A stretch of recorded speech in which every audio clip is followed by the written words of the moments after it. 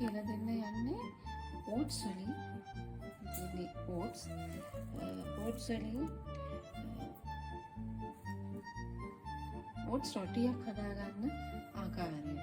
මේක ගොඩක්ම හොඳ. හැමෝටම හොඳයි. බාල මහලු හැමෝටම හොඳයි.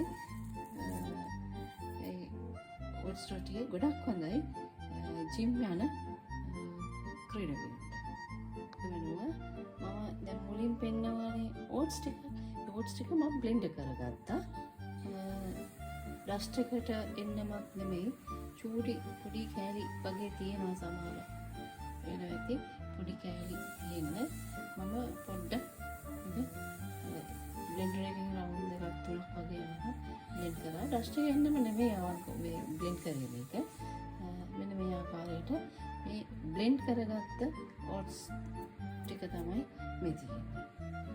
මේ පිටි කරගත්ත ඕට්ස් ටිකට මම දැන් මිශ්‍ර කරනවා ඕට්ස් රොටියට ලීක් සහ කැරට් වගේම බිත්තර.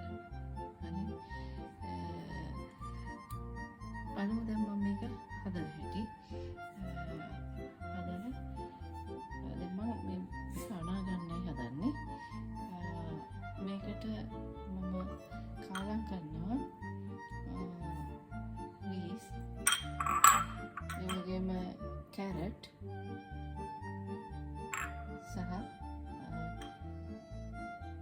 බිත්තර දෙකක් කාලම් කරගෙන අවශ්‍ය ප්‍රමාණයට ලුණුත් කාලම් කරගන්න ඕනේ.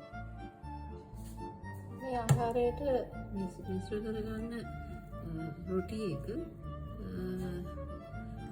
චුට්ටක් පිළික් කරගන්න වතුර අපි පොඩ්ඩක් දැම්මට කමක් නැහැ.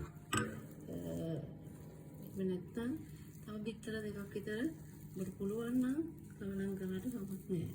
මොකද නැත්නම් මේක රොටියක් විදියට වතුර දැම්මේ නැත්නම් අපිට ගන්න අමාරුයි මේක රොටියක් විදියට. ඒක නිසා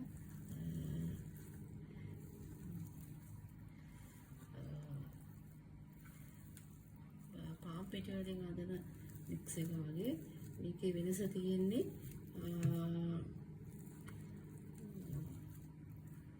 ඕට්ස් වලින් තමයි අපි මේ රොටි එක හදන්නේ.